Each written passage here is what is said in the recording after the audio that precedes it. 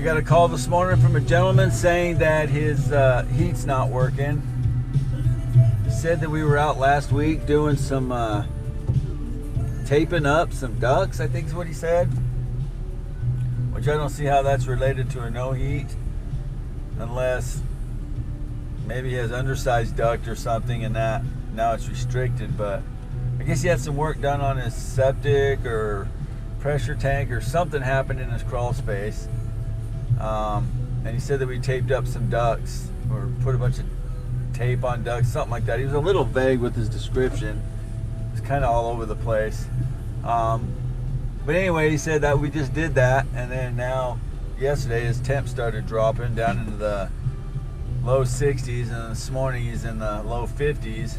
So, and the temperature's 14 degrees out right now, so it's cold.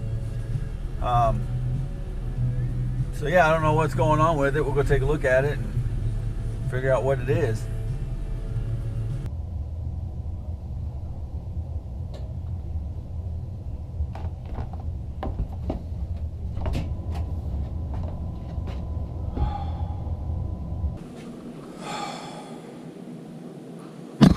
Crusty, buddy.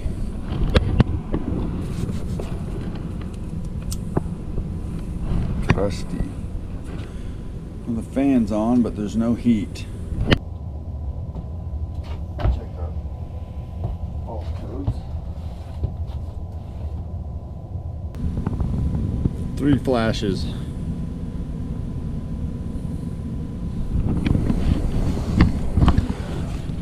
We're getting 3 flashes.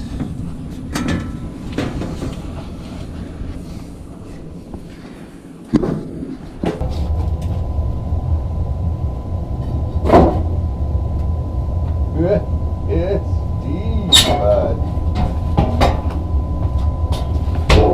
3 flashes. Been working on a lot of trains lately. 3 flashes. Pressure switch error. Pressure switch error.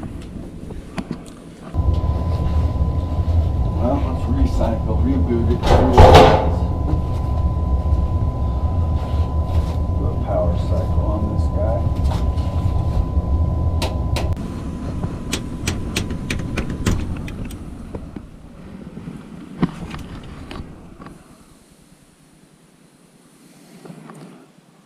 Pressure switch wires hanging off quite a ways. I've been known to do that though, just to get my meter leads on there. That motor is pretty hot. It's probably been sitting there running non-stop.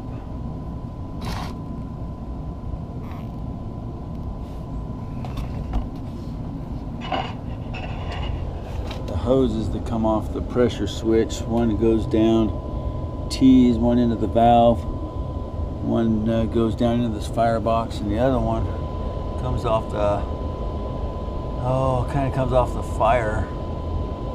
Kind of like the collector box area, what I would call my, I believe that's my secondary heat exchanger, I guess, somewhere around there. Anyway, let me pull that hose off and see if that's plugged with anything. Get this one out of my way.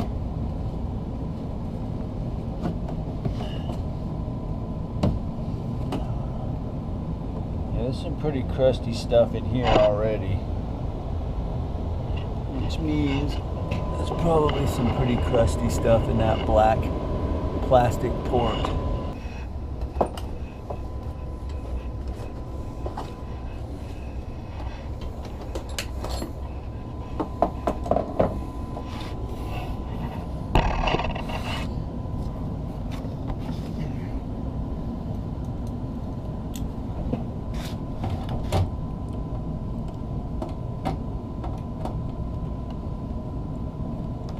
Remember when I walked up to this thing and I said, crusty, buddy.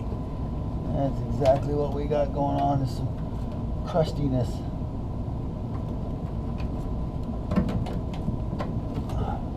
It's definitely gummed up in there. I'm going to keep going with the larger and larger Allen key until I know that I've covered the entire inner diameter of this thing. You can go bigger.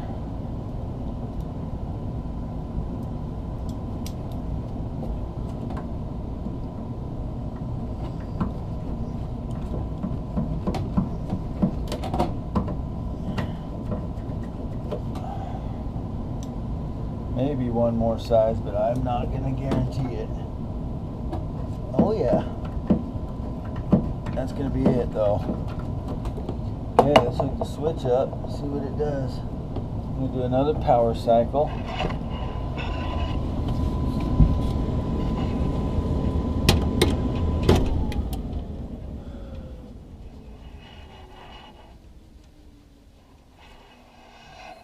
That motor's warm, it's been running non-stop.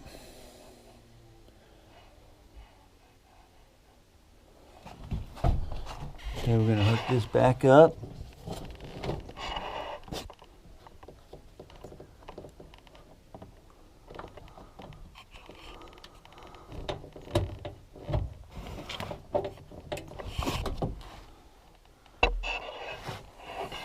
See what happens.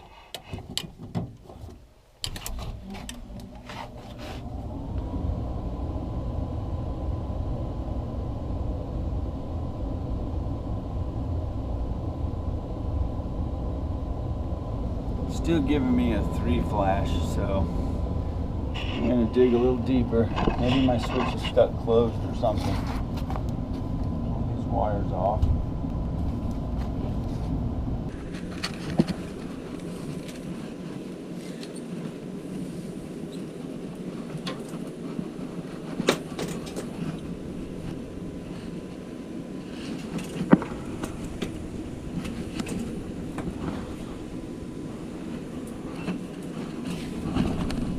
My switch is open or closed. It's closed. It's open.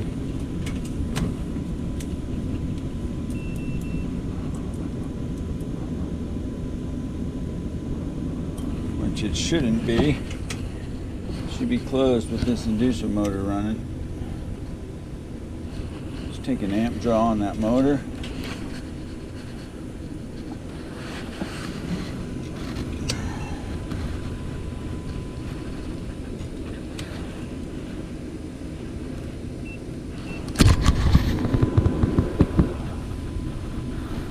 Getting an amp draw on that. So that motor's not even running. Motor's not running. Let's see. Let's do another reset.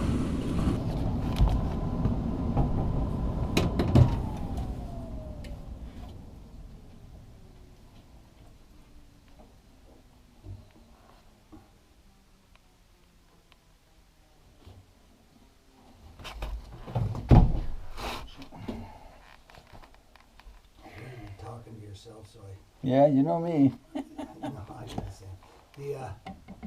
Just thought I'd come down and see what's going on. Yeah, just working on figuring it all out. Your pressure switch is not making, and it was in a pressure switch fault, and this motor's warm.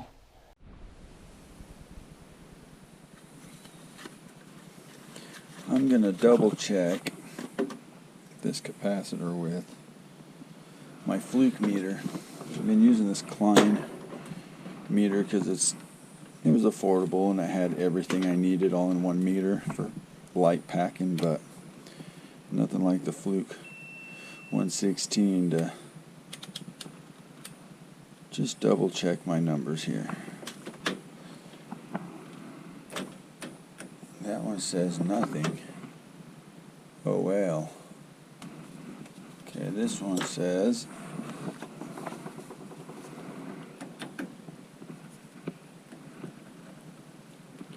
right there, 5.01. So the Klein tells me I have microfarads when I don't on my old capacitor, which is a problem. I'm gonna wait, I might still use that. The battery's getting pretty low on it too, so I'll replace those, but it just gets into the quality of a meter. Like, it seems to read the new one okay, but whatever's going on in that old one, it cannot, that Klein meter just cannot detect it. So we'll put the new one on, and I'd be willing to bet that motor will start up.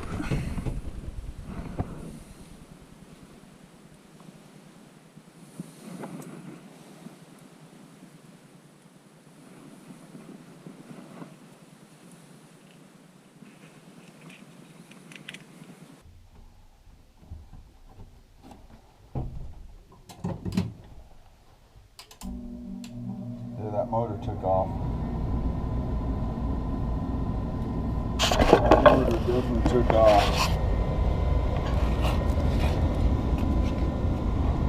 I'm not getting a 3 flash anymore. Let's see. Our hot surface igniter comes on. I believe it is. There's ignition. Just a bad capacitor. And a plugged port, because that port was pretty plugged up.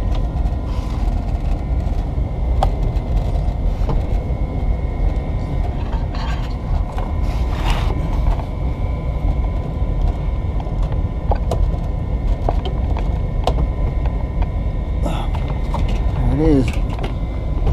All right. Well, that does it. Whew, okay. Got to get my coffee. So yeah, I went ahead and put that one all back together, zip tied the wires back, double checked all my pressure hoses and that little air boot connection up into my combustion air, or down into my firebox.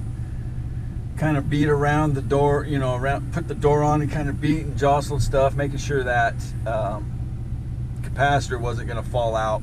And it's good, it's not going anywhere. So yeah, that's it on that one. It really drives me crazy when they put a piece of equipment like that in behind. If you notice, like a third of that was covered by that corner framing and sheetrock. And so if he ever needs to replace his blower motor, he's gonna have to pull the whole furnace out, remove the ducting, unhook everything, move the furnace over, just to pull the blower motor out. That kind of stuff drives me crazy. I just install it the way it's meant to be installed, so it's serviceable. That's one of my pet peeves. But anyways, if he ever does have to replace that blower motor, he might as well just put a new furnace in, because he's moving the furnace anyways. So, and that thing was extremely crusty, as you can see, dirty and just neglected maintenance wise. And I honestly don't even really want to maintenance it for him, because they install it that way. He said he's an architect. Come on.